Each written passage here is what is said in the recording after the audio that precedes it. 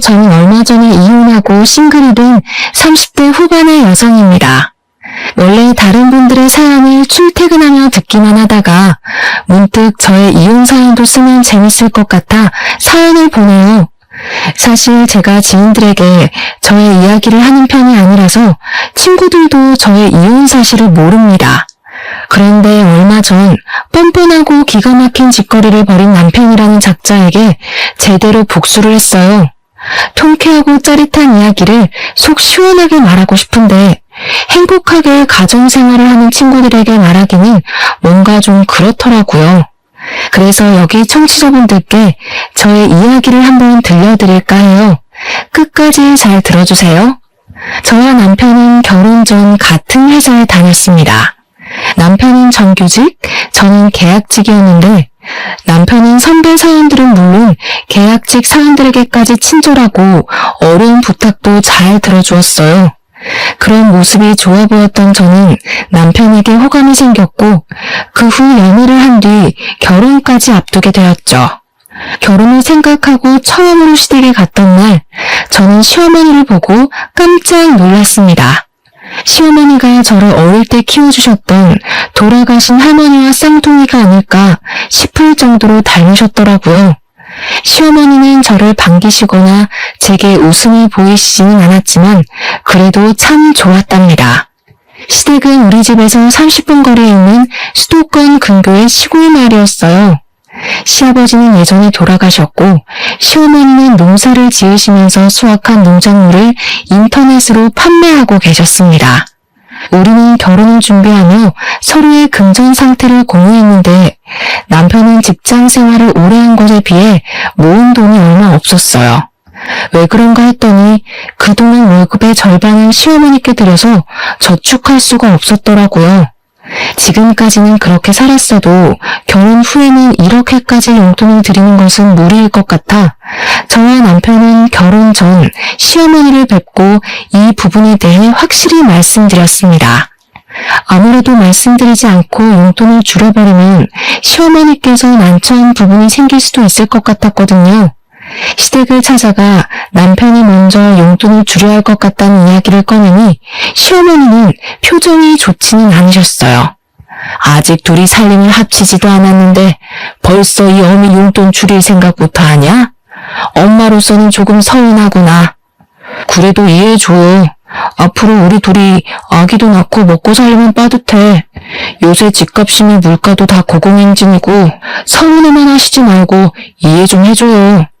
이놈이 그동안 이 어미가 키워준 건 생각 안 하고 벌써 여자한테 휘둘려서는 제가 그러라고 시키디?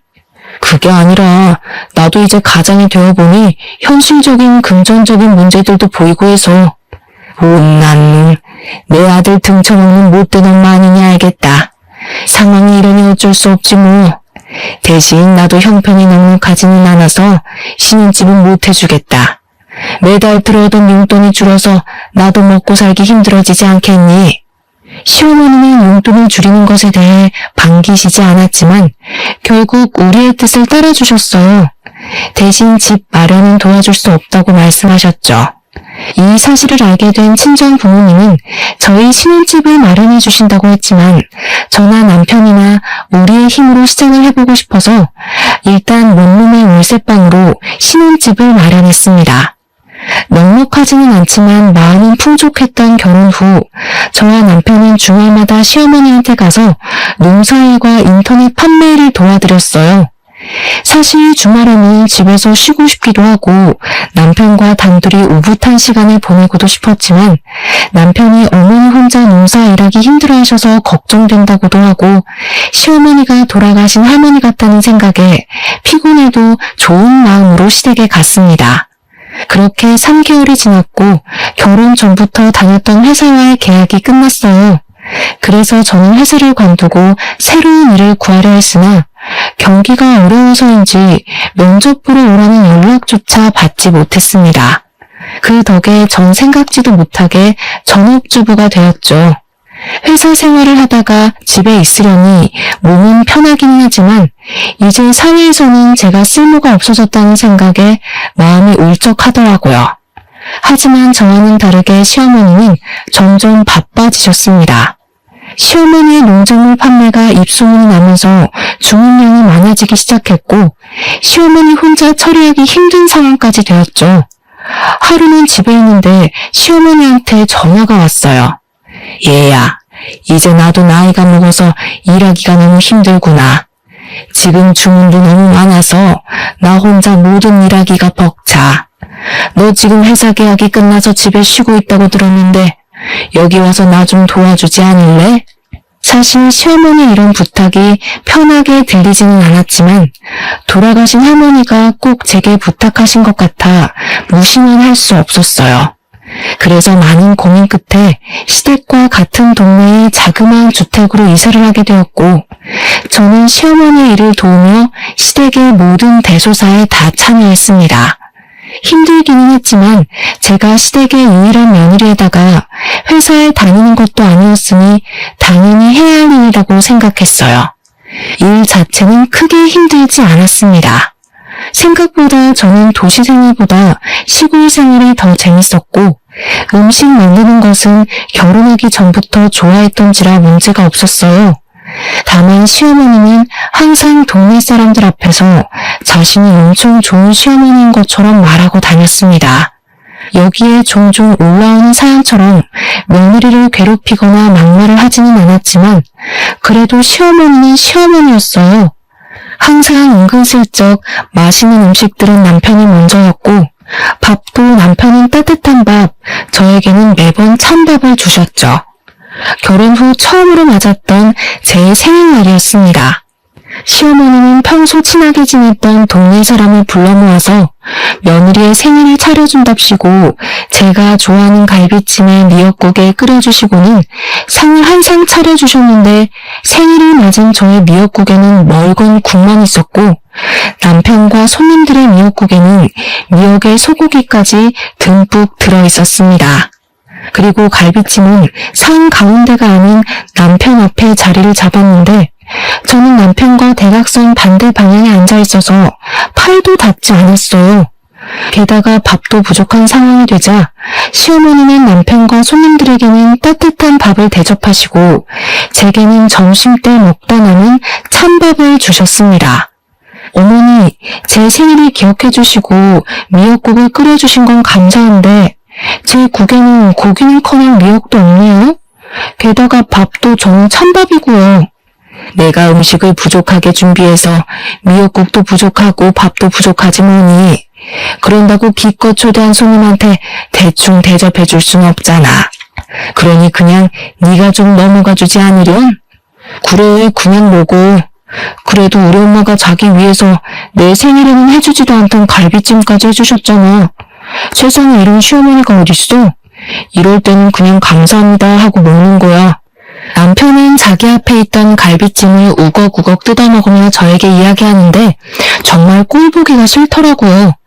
애초에 동네 분들을 초대한 시어머니가 국이며 밥을 넉넉히 준비하면 이런 난처한 상황은 없었을 거 아닌가요? 무엇보다 저는 그냥 남편과 단둘이 오붓한 생일을 바랬는데 시어머니가 굳이 이런 생일상을 차리신 이유가 동네 사람들에게 착한 시어머니처럼 보이고자 하려는 것 같아 기분이 썩 좋지는 않았습니다. 그래, 새색시가 이해해. 우리처럼 나이 먹으면 잘하던 음식도 못하게 되고 그래. 그래도 시어머니가 며느리 생일이라고 동네 사람들 불러 모아서 잔치상도 차리고 새색시 아주 복받았네. 나 때는 시어머니한테 미역국 얻어먹는 거 상상도 못했어. 생일이라고 말도 못 꺼냈다고. 아마 내 시어머니는 죽을 때까지 내 생일이 언젠지도 모르셨을 거야. 동네 할머니들이 하나같이 입을 모아 시어머니가 생일이라고 상을 차려주는 것이 어디냐고 하시는데 거기서 더는 말하기가 어려웠습니다. 저는 어쩔 수 없이 찬밥에 미역국을 말아서 먹었고 남편은 따뜻한 밥에 갈비찜을 아주 맛나게 먹었죠. 그리고 며칠 뒤 주말이라 시댁에 가서 밥을 먹었는데 또 시어머니는 또 찬밥을 주셨습니다. 그래서 이번에는 대놓고 남편의 따뜻한 밥과 제 찬밥을 바꾸었어요. 그 모습을 본 시어머니는 표정이 싸늘하게 굳었습니다. 너 지금 뭐 하는 짓이냐? 어떻게 하늘 같은 남편의 밥을 네 밥과 바꿔? 저도 집에서는 가장 따뜻한 밥 먹고 살았어요. 그런데 어제도 그러고 오늘도 그러고 계속 제게 찬밥만 주시니까 부당하다는 생각이 들어서요. 그리고 제가 이렇게 건강해 보여도 찬 음식 자주 먹으면 꼭 체하더라고요. 너는 항상 집밥을 먹지만 우리 아들은 밖에서 뭘로 만들었는지도 모르는 식당밥 먹고 다니는데 집에서라도 당연히 따뜻한 밥을 먹여야 하는 거 아니야? 어머니, 저도 집에서는 귀하게 자란 딸이에요. 막말로 제가 집에서 놀기만 하는 것도 아니고 어머니랑 같이 일하는데 저도 따뜻한 밥 먹을 권리 있다고요. 너는 결혼 전에도 다달이 우리 아들이 내게 주던 돈도 줄이더니 참 당돌하네. 옛날에는 시어미 말에 며느리들이 아무 말도 못했는데 정말 세상이 어찌 돌아갈는지. 아이고, 억울해서 못 살겠다. 에이, 밥 안 먹으련다. 시어머니는 결국 화가 나 큰 방에 들어누웠고 남편은 꼭 밥상머리 앞에서 눈치 없이 그렇게 행동해야겠냐며 저를 구박했습니다. 다음날 남편은 회사에 출근하고 저는 시어머니가 걱정돼 아침부터 시댁에 찾아갔어요. 시어머니는 여전히 머리를 싸매고 누워 계셨고 시어머니의 소식을 들은 동네 할머니들이 시모가 걱정돼서 집에 오셨습니다.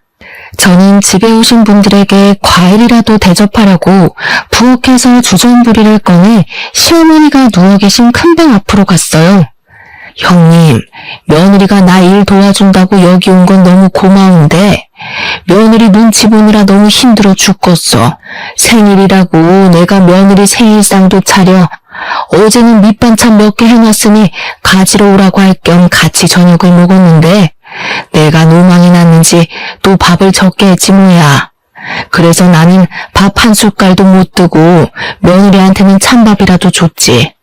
그런데 그거 가지고 나한테 따박따박 대들더라니까. 말년에 아들이랑 같이 산다고 되게 부러웠는데 또 그렇지만도 않네. 나라도 진짜 억울했겠어. 이렇게까지 며느리 생각하는 시어머니가 세상에 어디 있다고 말이야. 젊은 년이 버르장머리만 없어서 내가 어떻게 한 소리 해? 그러지는 마시오. 아무리 며느리라지만 남의 집 귀한 따님인데 그러면 쓰나. 그래도 내 옆에서 같이 일도 도와주잖아. 간간히 용돈도 주고 말이야.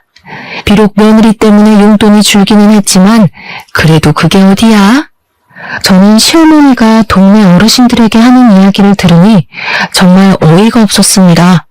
그래도 일단 손님들 대접은 해야겠기에 방문을 여니 이미 동네 어르신들은 시어머니의 이야기만 듣고 저를 위아래로 훑으시며 혀를 끌끌 차고 계셨어요.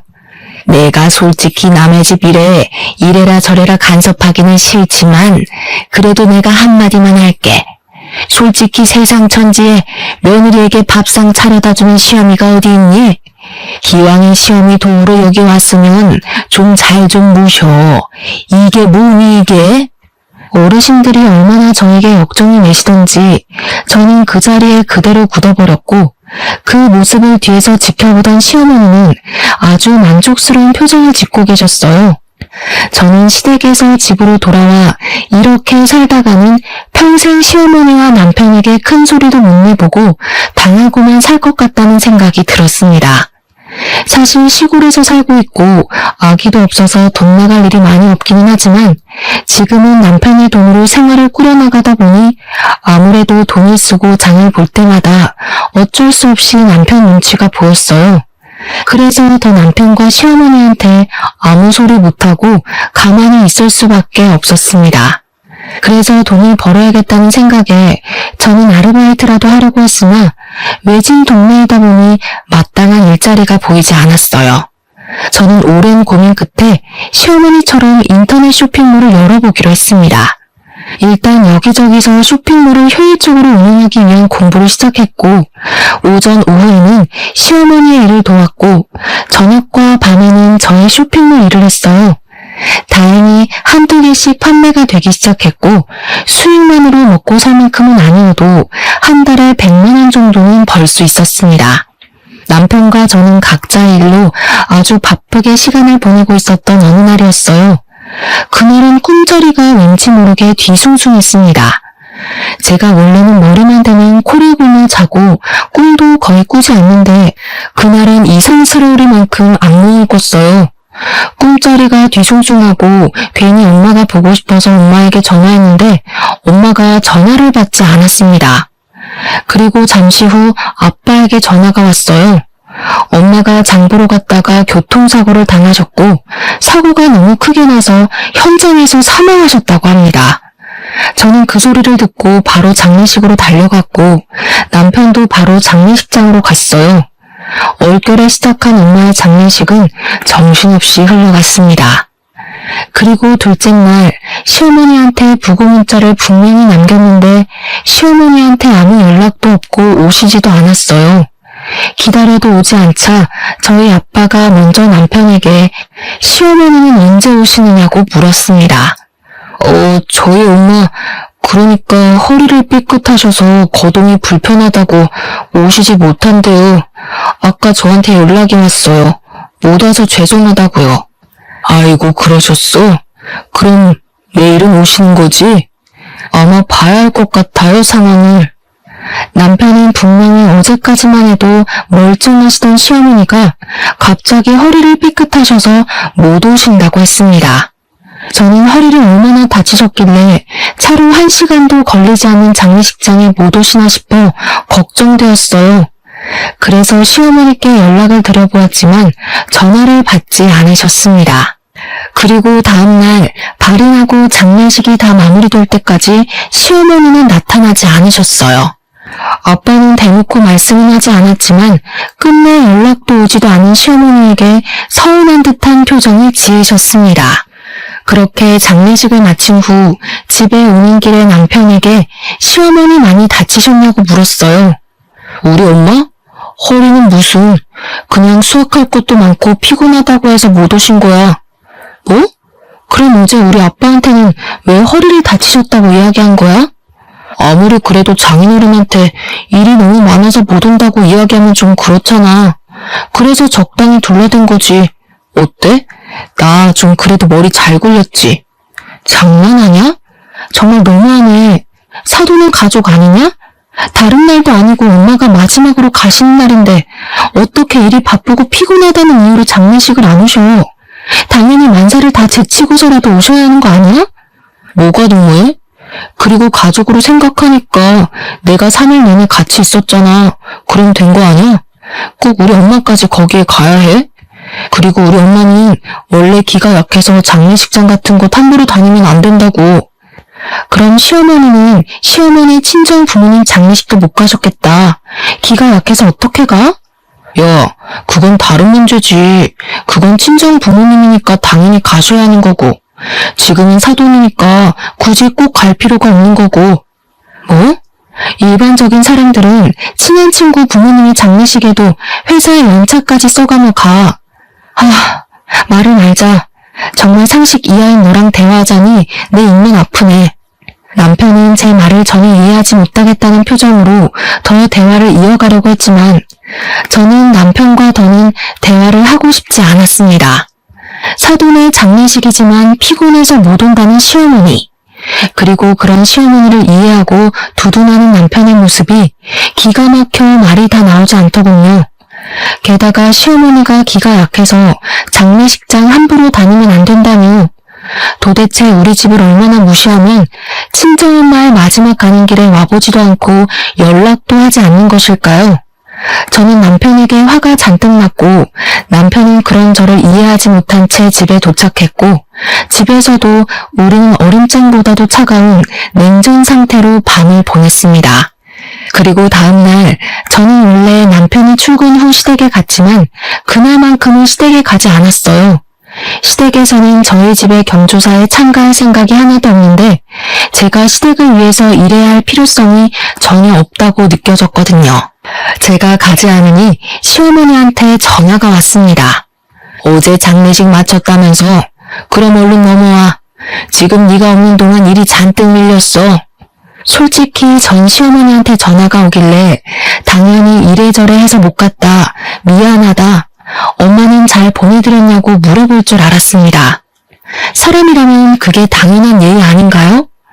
그런데 시어머니는 잘 다녀왔냐는 말은커녕 일이 밀렸으니 빨리 오라고만 하셨어요. 어머니, 솔직히 어머니한테 너무 서운해요. 아무리 그래도 사돈인데 어떻게 그렇게 연락도 없고 오시지도 않으세요. 죽을 사람은 죽더라도 할 일은 해야 하지 않겠니? 그리고 여자는 결혼하면 친정과는 연을 끊어야 해. 너도 그 생각으로 여기까지 온 거 아니야? 솔직히 나는 너 발인 때만 갔으면 했다. 무슨 여자가 친정엄마 돌아가셨다고 3일 내내 있으려고 그래? 그게 지금 무슨 말씀이세요? 그러면 딸들은 친정엄마가 돌아가셔도 장례식장에 가면 안 된다는 말씀이세요? 제가 부모님의 유일한 자식인데도요. 솔직히 장례식장에서 딸이 할 일이 뭐가 있니? 그냥 발인 때 나가서 마지막 인사나 하면 그만이지. 그러는 어머니는 어머니 친정어머니 장례식 때도 발인 날에만 가셨나요? 너는 참 내가 한마디 하면 그냥 네 하면 되지 꼭 그렇게 하나하나 따지고 들더라. 아주 버릇이 안 좋아. 내가 너 지금 지켜보고 있다. 뭐 하나 제대로 걸리기만 해봐. 그리고 빨리 넘어와 일이나 하게. 저는 시어머니와 대화를 하면 할수록 정이 뚝 떨어졌습니다.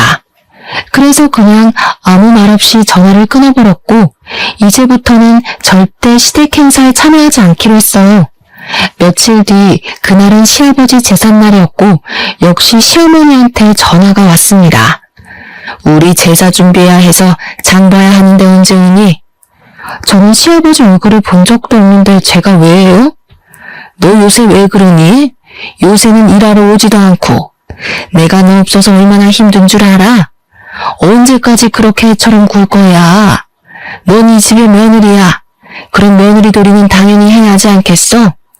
시어머니는 저한테 며느리의 도리를 운운하며 도대체 왜 그러냐고 저에게 화를 내셨지만 저는 그냥 전화를 끊어버렸습니다.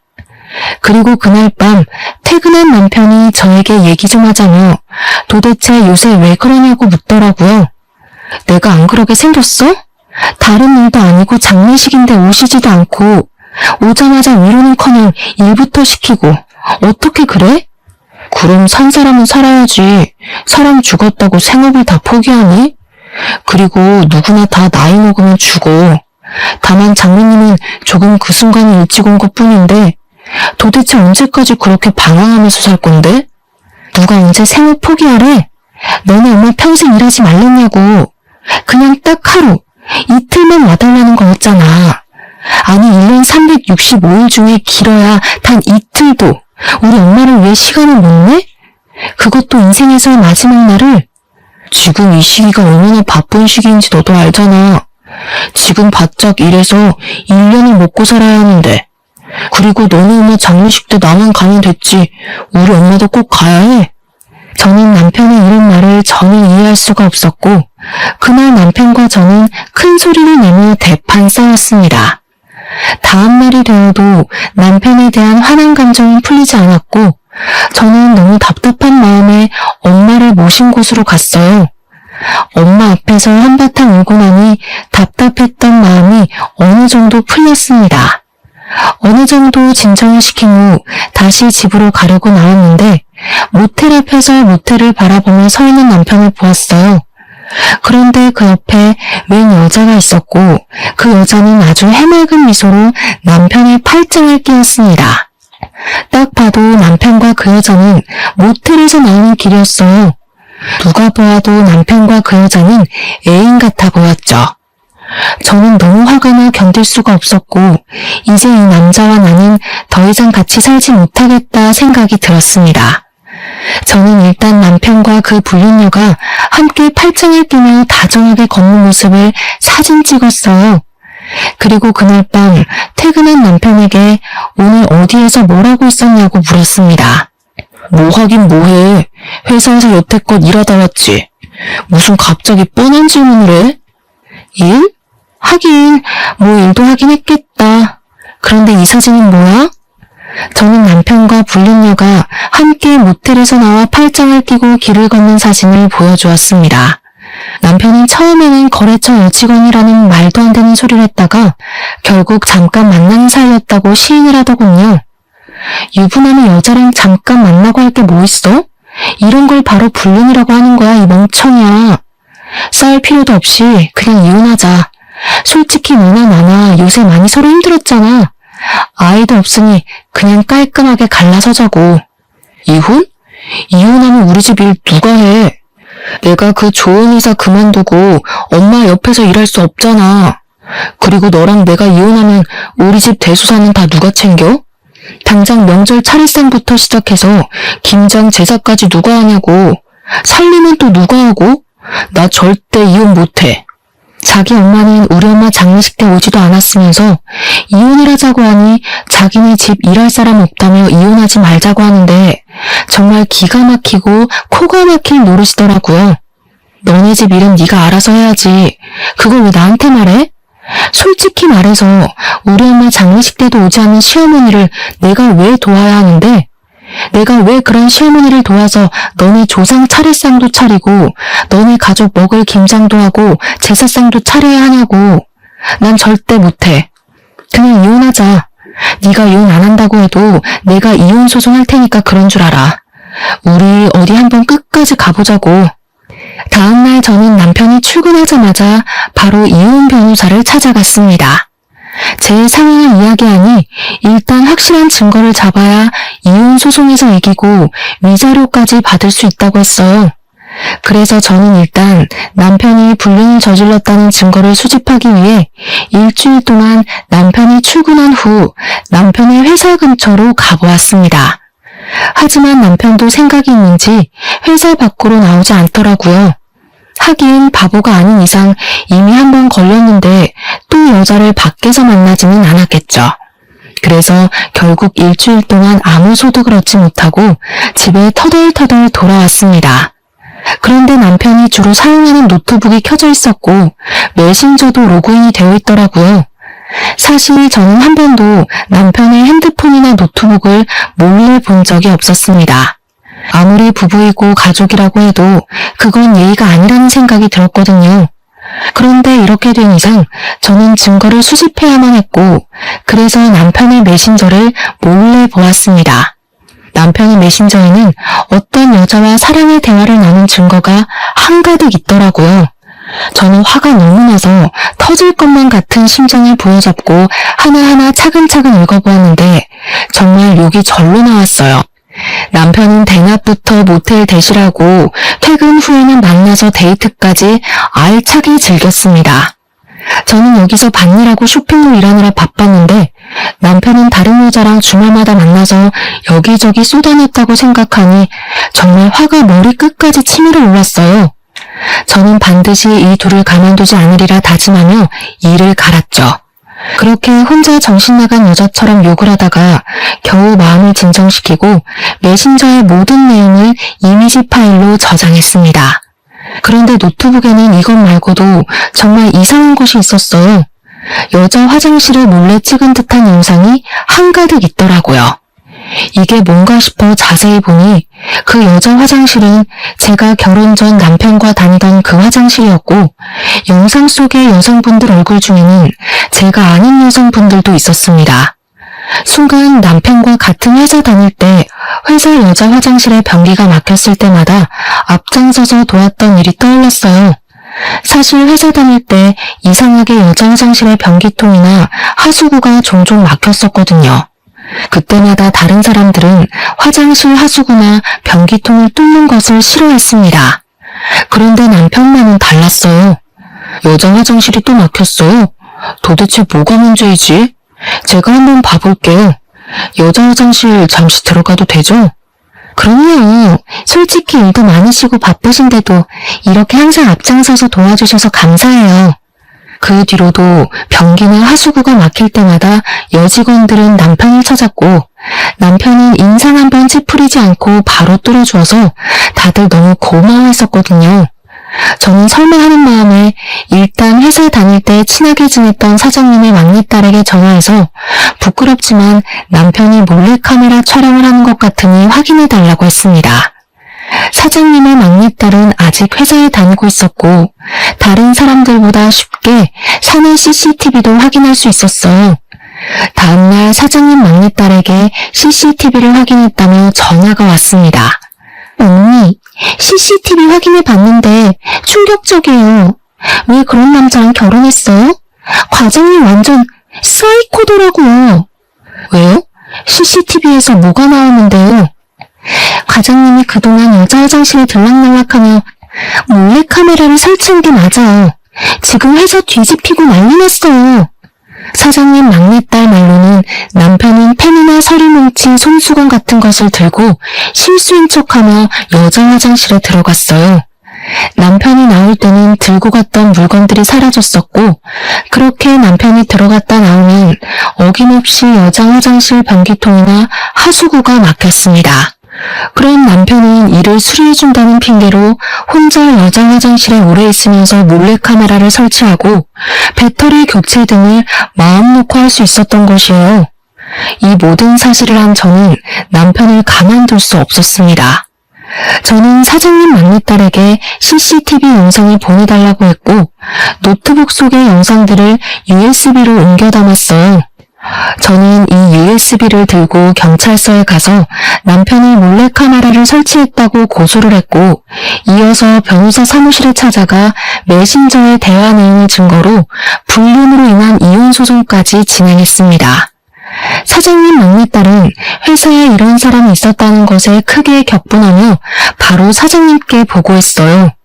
남편은 당연히 바로 회사에서 잘렸고 그렇게 잘리고 나오는 길에 경찰들에게 구속되었습니다. 저는 바로 구속이라는 소리를 듣고 그 모습을 보기 위해 회사 앞으로 갔어요. 남편은 저를 보고는 잠깐만 할 말이 있다며 저를 애타게 불렀습니다. 제발 우리 엄마만 모르게 해줘. 부탁할게. 우리 엄마 내가 이런 짓 했다는 거 알면 충격받으셔서 쓰러지실 거야. 대단한 효자 납시였네. 네가 한 짓거리가 잘못됐다는 건 아나 봐? 그걸 아는 새끼가 이딴 짓을 해? 지금 많이 반성하고 있어. 나도 내가 왜 그랬는지 모르겠다니까. 제발 우리 엄마한테는 아무 말 하지 말아줘. 그리고 너 아직 회사 여직원들이랑 가끔 연락하지? 그 여직원들이랑 친하게 지냈잖아. 여직원들에게 선처를 바라는 탄원서 좀 부탁할게. 우리 그래도 결혼까지 한 사이잖아. 안 그래? 그렇지. 결혼까지 한 사이이긴 하지. 그런데 말이야, 나 지금 변호사 사무실에 이혼한다고 너한테 소송 걸었어. 우리 이제부터 남남하자. 뭐? 소송? 네가 무슨 수로? 내가 이혼 합의 안 해주면 우리는 이혼 못해. 알지? 그야 네가 아무 잘못이 없을 때고. 근데 너는 조강지쳐 내버려두고 다른 년과 불륜을 저지른 유책 배우자라서 너의 합의 따위는 필요 없더라고. 그리고 그년이랑 아주 사랑의 대화를 진하게 나눴더라. 네가 그걸 어떻게 알아? 네가 어젯밤에 노트북을 안 꺼냈더라. 메신저도 그대로 로그인되어 있고. 잘했어. 그 덕에 네가 잘못한 것 만천하에 다 알리고 나도 이혼할 수 있게 됐네. 평소에는 도움이 안 되더니 막판에 아주 큰 도움 줘서 고마워. 남편은 제 말에 분노를 이기지 못해 난리를 쳤습니다. 그리고 저는 집에 가려는데 시어머니한테 지금 당장 마을회관으로 오라고 전화가 왔어요. 사실 굳이 만나고 싶지도 않았지만 자기 아들이 몰래카메라를 찍고 경찰서에 잡혀갔다는 소식을 들으면 어떤 표정을 지을까 궁금해서 마을회관으로 달려갔습니다. 얘야, 나는 네가 그동안 며느리 노릇을 하나도 하지 않았지만 그래도 싫은 소리 한 번 안 하고 꾹 참았다. 그런데 갑자기 우리 아들한테 이혼 소송이라니 그게 말이 된다고 생각하니? 맞아. 너 저번에 너네 시아버지 제사 때도 오지 않았다면서? 그리고 요새 너네 시어머니 얼마나 일이 많은데 어떻게 일을 하나도 안 도와줄 수가 있어? 이번에 혼자 밭일하다가 너네 시어머니 허리를 삐끗했어. 기왕 여기까지 온 거 너네 시어머니 좀 잘 모셔라. 너네 시어머니 같은 사람이 세상에 어디 있니? 사실 그동안은 시어머니가 동네 사람들 앞에서 온갖 착한 척해도 그냥 가만히 있었습니다. 그런데 이제는 예전의 제가 아니었어요. 이미 끝내기로 마음먹은 마당에 더는 말을 못할 게 없었습니다. 제가 예전엔 안 그랬는데 왜 이렇게 변했을까요? 한번 생각이나 해보셨어요? 지금 그게 무슨 말이냐? 우리 엄마 돌아가실 때 어머니 오셨어요? 네, 정말 바쁘면 못 올 수도 있죠. 그럼 최소한 전화라도 하셨어야죠. 세상에 사돈이 돌아가셨다는데 아무 말 안 하는 그런 사람은 어딨어요? 사실 그동안 저 시어머니가 거의 돌아가신 할머니 같아서 애틋한 마음에 저 혼자 시댁일 다 발벗고 나서섰어요. 할머니 생각에 일부러 여기까지 이사도 왔고요. 그런데 그 결과 저만 호구가 되었네요. 지금 너네 엄마 장례식 안 갔다고 여태 삐져서 시위하려는 게냐? 그래서 이혼까지 해? 아니요. 어디 그뿐일까요? 지금 어머니의 그 자랑스러운 아드님이요. 바람을 피우고 있어요. 뭐? 남자가 일하다 보면 바람 좀 피울 수 있지. 그거 가지고 뭘 그리 난리니? 겨우 그것 때문에 이혼이야? 막말로 우리 아들이 애를 낳은 것도 아니고 잠깐 그냥 방황한 건데. 참 너도 속이 아주 밴댕이 소갈딱지야. 그뿐인 줄 아세요? 당신 아들 지금 경찰서에 있어요. 경찰서? 그게 무슨 소리냐? 우리 아들이 왜? 회사 여자 화장실에다가 몰래카메라를 설치했다지 뭐예요. 노트북에 여자 화장실 몰래카메라 사진이 쫙 깔려있더라고요. 그래서 제가 경찰서에 그대로 넘겼더니 아줌마 아들이 구속돼 버렸어요. 뭐? 그걸 네가 고소했다고? 너랑 우리 아들은 부부의 연을 맺었어. 부부는 힘들 때 같이 하는 게 부부 아니니? 어떻게 너는 네 남편을 그렇게 경찰서에 홀라당 넘길 생각을 해? 네가 어떻게 우리 집에 이렇게 뒤통수를 때려? 어떻게? 이 못돼 먹은 년. 시어머니는 제게 못된 년이라고 하면 난리였지만 아까와는 다르게 다른 할머니들이 아무도 시어머니의 말에 동의하지 않았습니다. 오히려 시어머니를 곱지 않은 시선으로 바라보았죠. 형님들, 저것이 내 아들을 경찰서로 잡아넘겼대요. 이게 말이나 됩니까? 아이고, 집에 여자 잘못 들여서 이게 지금 뭔 난리야. 아이고, 나 죽네. 이봐, 여자 화장실에 몰래카메라를 설치했다는데 그건 아들이 잘못한 것 아닌가? 아들이 잘못했으면 당연히 벌을 받아야지.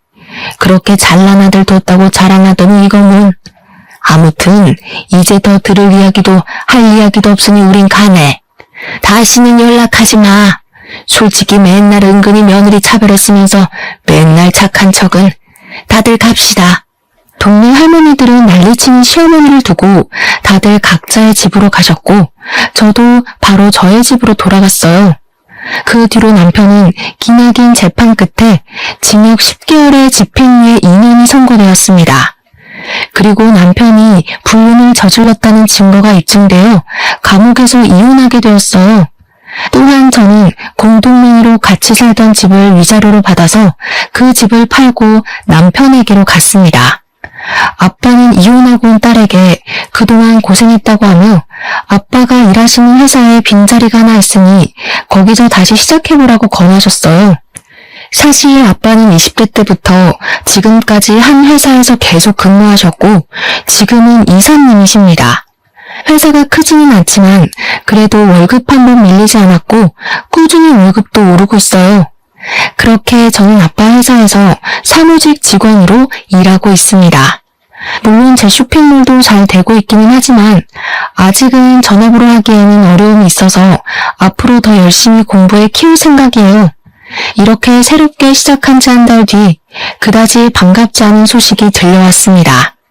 바로 시어머니 소식이었는데 사실 시어머니한테는 나물 캐서 파는 것이 유일한 돈벌이였잖아요. 하지만 시어머니가 동네 사람들의 손가락질이 두려워 낮에는 집 밖으로 나가지 않고 밤에만 밖으로 나가 나무를 캐러 다녔대요. 그런데 시골길이 밤에 정말 어둡고 무섭거든요.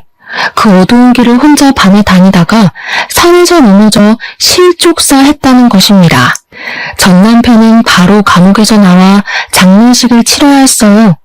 어떤 사람들은 이런 상황에서 안쓰러운 마음이 들기도 하겠지만 사실 저는 너무 통쾌하게 느껴졌습니다. 자업자득이라는 생각이 들었어요. 그래서 가서 마지막 가는 길을 한번 보기로 했죠. 부조금은 얼마나일까 하다가 생각해보니 남편과 시어머니 둘 다 우리 엄마 돌아가셨을 때 부조금을 아예 안 냈더라고요. 그래서 그냥 빈손으로 가려다가 그것은 예의가 아닌 것 같아 부조금을 아주 약간 준비했습니다. 단돈 1,000원이요. 저는 장례식장에서 부조금 봉투에 당당히 제가 준비한 1,000원을 넣었어요. 그 모습을 본 남편이 화가 난 표정으로 제 손목을 딱 잡더라고요. 야, 너는 생각이 있는 거냐 없는 거냐? 여기에 네가 왜 와? 그리고 부조금 꼴랑 1,000원? 지금 장난하냐? 1,000원은 뭐 돈 아니니? 그리고 너랑 너네 엄마는 우리 엄마 돌아가실 때 부조금 냈어? 생각해보니까 너네 가족 우리 엄마 돌아가실 때 부조금 한 푼도 안 냈더라? 그보다는 1,000원이 더 낫지 않아? 그래도 1,000원이면 껌 하나만 씹으며 저승길 가실 수 있겠네. 지금 사람 놀리냐? 야, 솔직히 말해서 네가 그 파일들 경찰서에 넘기지만 않았어도 일이 이렇게 안 됐어. 그래도 잘 나가던 내 인생 이렇게 나락으로 보냈으니 네가 날 책임져야 하는 거 아니야? 그러게 평소에 네가 해실 똑바로 했었어야지. 아, 이미 다 끝난 마당에 너랑 말싸움해서 뭐하니? 그래도 너네 엄마 일은 좀 안 됐긴 하네. 이게 바로 자업자득, 인과응보라고 하는 건가? 말 가려서 해라. 내가 진짜 너 만나서 되는 일이 없어. 너 때문에 감옥도 가고 엄마도 돌아가시고. 전 남편은 자기가 그동안 잘못한 것은 생각도 하지 않은 채 모든 것을 다 제 탓으로 돌렸습니다. 감옥에 가서도 여전히 반성은 전혀 하지 않은 듯 했어요. 저는 전 남편의 이야기를 들으니 어렵게 잡고 있던 이성의 끈을 놓아버렸습니다. 그래서 장례식장 앞에 있는 여자 화장실로 들어가 대걸레를 들어왔어요. 대걸레는 뭐냐? 우리 엄마 마지막 가는 길 깨끗하게 가시라고 청소라도 해주려고? 아니, 아무리 봐도 네 머리에는 똥만 가득 찬 것 같아서 너 좀 청소 좀 해주려고. 저는 이 말과 동시에 대걸레를 전 남편의 얼굴에 비볐습니다. 야, 이 똥만 가득 든 놈아. 네가 걸레 같은 짓을 하고 다녀서 이렇게 된 건데 그걸 왜 내 탓을 해? 내가 생각할수록 어이없어서 그래도 여기서 싸우지는 않으려고 했는데 내가 괜히 왔다 싶다. 감옥 갔다가 나오면 걸레 같은 짓 그만하고 좀 똑바로 정신 좀 차리고 살아. 내가 이 대걸레로 네 얼굴 닦아줄 테니까 제발 이제 사람 좀 되라. 대걸레를 세수한 남편은 나에게 세상의 모든 욕을 다하며 난리를 쳤고 저는 그런 남편에게 대걸레 던져주고 나왔습니다.